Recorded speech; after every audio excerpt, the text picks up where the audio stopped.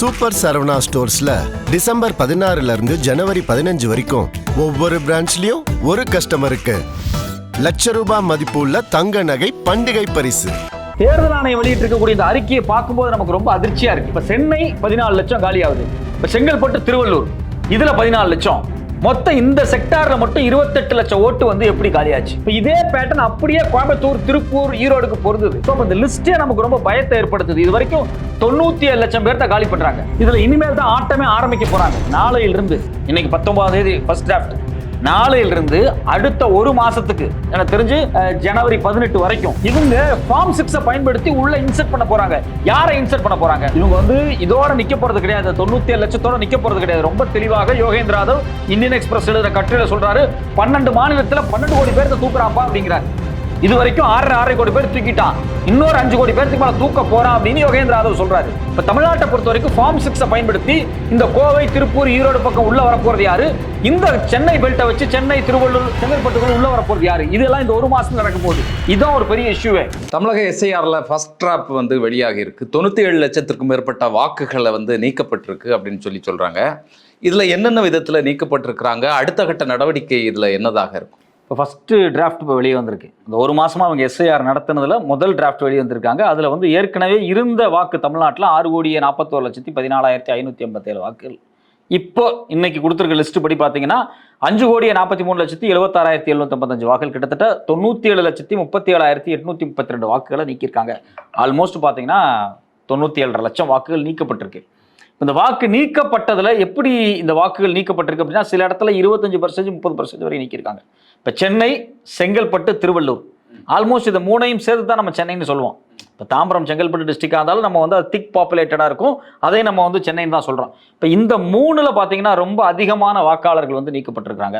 இதே மாதிரி கோவை, திருப்பூர், ஈரோடு இந்த பகுதி எல்லாமே மைக்ரேஷன்ஸ் அதிகமாக இருக்கக்கூடிய பகுதி. அங்கேயும் நிறைய வாக்காளர்கள் வந்து இவங்க நீக்கியிருக்காங்க. இப்போ இறுதி பட்டியலை நீங்கள் எடுத்து பார்த்தீங்க அப்படின்னா, சென்னையில் வந்து 40,04,694 வாக்கு இந்த பகுதியில். இப்போ 25,79,000 வாக்கு தான் இருக்குது. கிட்டத்தட்ட 14,25,000 வாக்குகளுக்கு மேலே தூக்கிட்டாங்க. 35%, கிட்டத்தட்ட 36% சென்னையில் மட்டும் இவங்க தூக்கியிருக்கிறாங்க. இது 3 நபருக்கு 1 நபருக்கு வாக்கு இல்லை, ஒரு வாக்கு கிடையாது சென்னையை பொறுத்த வரைக்கும். அதே மாதிரி செங்கல்பட்டில் 25%, ஏற்கனவே இருந்தது 27,87,000, இப்போ வெறும் 20 லட்சம் தான் இருக்குது. ஆல்மோஸ்ட் 7,01,871 வாக்கு நீக்கிட்டாங்க. இப்போ இங்கே 25% போயிடுச்சு. ஆல்மோஸ்ட் இந்த 3 டிஸ்ட்ரிக்ட்லையுமே 28 லட்சத்துக்கு மேலே தூக்கிட்டாங்க. செங்கல்பட்டில் ஒரு 7, இங்கே ஒரு திருவள்ளூர் 7, அதே மாதிரி சென்னைக்குள்ள ஒரு 14. மொத்தமாக பார்த்தீங்க அப்படின்னா ஆல்மோஸ்ட் வந்து 28லேருந்து 29 லட்சம் வாக்குகள் வந்து சென்னையை மையமாக வைத்து தூக்கப்பட்டிருக்கு. இப்போ கோவையை பொறுத்த வரைக்கும் பார்த்தீங்க அப்படின்னா அங்கே வந்து இதை விட கொஞ்சம் குறைவு தான். பட் ஆனால் ஆல்மோஸ்ட் தமிழ்நாட்டோட லிஸ்ட்ல பார்த்தீங்க அப்படின்னா கோவை, திருப்பூர் வந்து ரொம்ப அதிகமாக இருக்கு. இப்போ அங்கே 20% வாக்கு தூக்கியிருக்காங்க. 32,25,198 வாக்கு இருந்துச்சு, இப்போ 25,74,000 வாக்கு தான். ஆல்மோஸ்ட் 6.5 லட்சம் வாக்கு காலி பண்ணிட்டாங்க. 6,50,000 ஓட்டு இல்லை, அது யாருன்னு தெரியல. திருப்பூர்ல 24.5 லட்சம் இருந்துச்சு, இப்போ 18 லட்சம் தான் இருக்கு.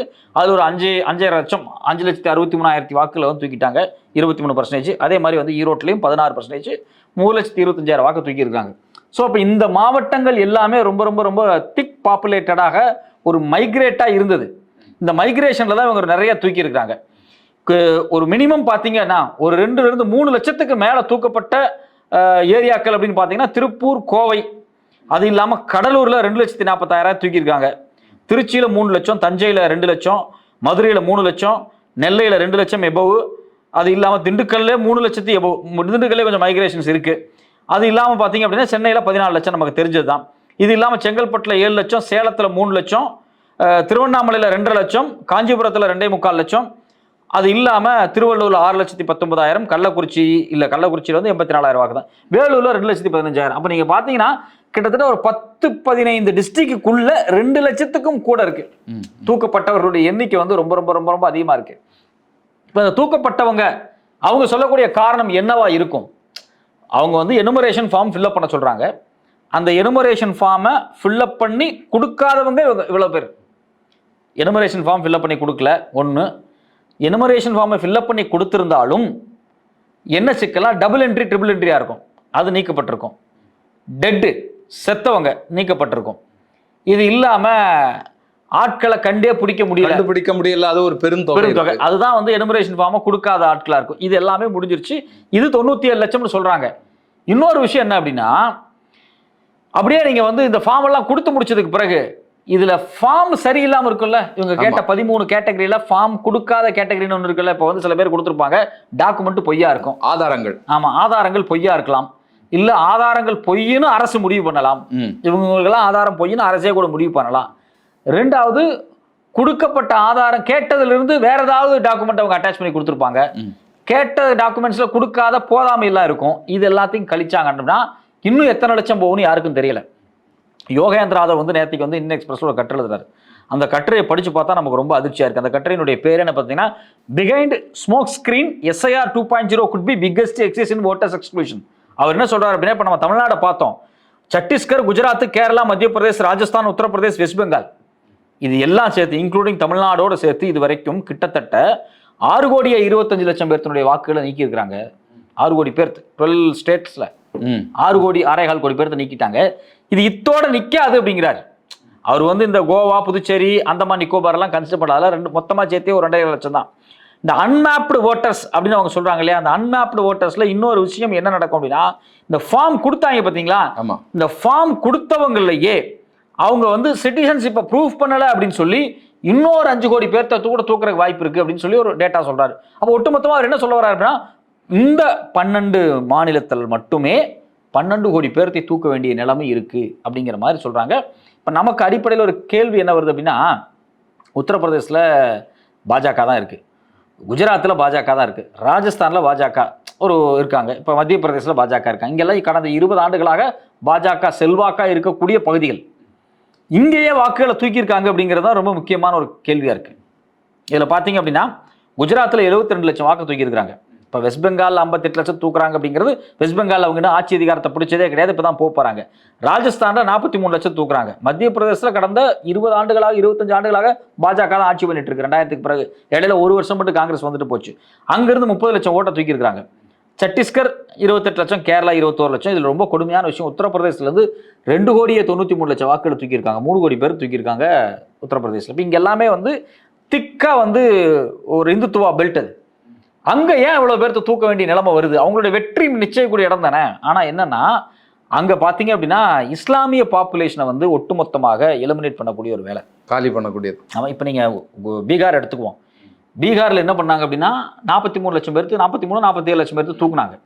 அதுல ஒரு 30 லட்சம் பேர் பெரும்பான்மை இஸ்லாமியர்கள், குறிப்பாக ஒரு 18 டிஸ்ட்ரிக்ட் தான் வடகிழக்கு பீகார்ல இருக்கக்கூடிய இஸ்லாமிய மக்கள் திக்கா வாழக்கூடிய பகுதியிலிருந்து நிறைய பேர் தூக்கியிருக்காங்க. சிம்பிளான விஷயம். ஃபர்ஸ்ட் 5 டிஸ்ட்ரிக்ட்ல ஹையஸ்ட் ரிமூவல் பீகார்ல எங்கன்னு பாத்தீங்கன்னா முஸ்லீம் மக்கள். அப்ப இன்னைக்கு வந்திருக்கூடிய டேட்டா இருக்கு பாத்தீங்களா, இப்ப நேற்றுக்கு வந்திருக்கூடிய குஜராத் டேட்டாவும் உத்தரப்பிரதேஷ் டேட்டா, உத்தரப்பிரதேஷ் கூட இல்லை, குஜராத் தான் வந்திருக்கு, ராஜஸ்தான் வந்திருக்கு. இப்போ இதை எல்லாத்தையும் கிளாசிஃபை பண்ணி, வெஸ்ட் பெங்கால் டேட்டா வந்திருக்கு, எல்லாத்தையும் கிளாசிஃபை பண்ணி எடுத்து ஆர்கனைஸ் பண்ணி பார்த்தோம்னா, நீக்கப்பட்ட வாக்காளர்கள் யார், அவங்களுடைய பேர் என்ன, எந்த ஊர், இது தெளிவா வந்துச்சுன்னா மட்டும்தான் இதனுடைய நோக்கத்தை கண்டுபிடிக்க முடியும். இப்போ பீகார்ல, குஜராத் அங்க இருக்கக்கூடிய முஸ்லீமை நீக்கிறதுக்காக அவங்க வேலை பண்ணான்னு நம்ம சொல்லலாம். இப்போ தமிழ்நாட்டில் என்ன பண்ணுவாங்க? இப்போ தமிழ்நாட்டில் அவங்கள பொறுத்த வரைக்கும் இங்க நீக்கிறத விட சேர்க்கிறது ஒரு பிரதான வேலையா இருக்கும் அப்படிங்கிறாங்க. இல்ல, இப்போ நீக்கிறதே ஒரு பெரும்பான்மையான வாக்காளர் நீக்கியாச்சே. 97 லட்சம்னா சாதாரண இது இல்லையா? சாதாரண இது கிடையாது. இப்போ உங்களுக்கு பீகாரை விட அதிகப்படியான வாக்காளர்கள் இங்க நீக்கப்பட்டிருக்கிறாங்க. ஆமா, பீகார்லயும் தமிழ்நாட்டிலையும் ஒரே வாக்காளர்கள் தான். அங்கே 6.25 கோடி தான், இங்கே 6.25 கோடி தான். பட் அங்க 43 லட்சம் தான். இங்க அப்படியே டபுள் த அமௌண்ட், 97 லட்சம். இத்தனைக்கும் அங்க வந்து கல்வி அறிவுல தமிழ்நாட்டை விட குறைவான மக்கள். ஆமா, கல்வி மக்கள்கிட்ட வந்து டாக்குமெண்டேஷன் இருக்காது. ஏன்னா அவங்களுடைய நம்ம புரிஞ்சுக்கிறோம், அவங்களுடைய சமூக பொருளாதார சூழல் நெருக்கடிக்கு உள்ளாக்கப்பட்டிருக்கு. கடந்த 50 ஆண்டுகளாக கல்வி அவங்களுக்கு போதிய அளவில் போதிக்கப்படவில்லை, பள்ளிக்கூடங்கள் இல்லை, பல கஷ்டங்கள் அவங்க ஃபீல் பண்றாங்க, மைக்ரெண்டா வாழ்றாங்க, ரொம்ப ரொம்ப கஷ்டப்பட்டு மைக்ரெண்டா வாழ்ந்துட்டு இருக்காங்க. அந்த மக்கள் நம்ம நேசிக்கிறோம், அவங்க இங்க வந்து வேலை செய்யணும் நம்ம ஃபீல் பண்றோம், பாவங்கிறோம். அந்த மக்கள் அந்த மாநிலத்திலேயே 43 லட்சம் தான், தமிழ்நாட்டில் ஏன் 97 லட்சம் அப்படிங்கும் போது இங்க சிக்கல் வருது. ஸோ அப்போ யாரை நீங்க நீக்கிருக்கீங்க அப்படின்னு. ரெண்டாவது, அது ஏன் வந்து இவங்க குறிப்பிட்ட டார்கெட் பண்ற கொங்கு பெல்ட்ல ஒரு 4-5 டிஸ்ட்ரிக்ட், அதே மாதிரி சென்னையில் இங்கே ஒரு 3-4 டிஸ்ட்ரிக்ட் அவங்க அப்படியே வந்து இது என்ன அவங்க சொல்ல வர்றாங்க அப்படின்னா இங்கே மைக்ரேஷன் ரொம்ப திக்காக இருக்குது அப்படிங்கிறத சொல்ல வர்றாங்க. மைக்ரேஷன் திக்காக இருக்குது அப்படின்னா நீங்கள் லிஸ்ட் வெளியிட்டதுக்கு பிறகு என்ன நடக்க போகுது? இல்லை இப்போ மைக்ரேஷன் நீங்கள் சொல்றது இப்போ வெளியில் போயிட்டு உள்ள வரக்கூடிய நபர்களாக இருப்பாங்க, நிறைய இருப்பாங்க. அது ஒரு வகை.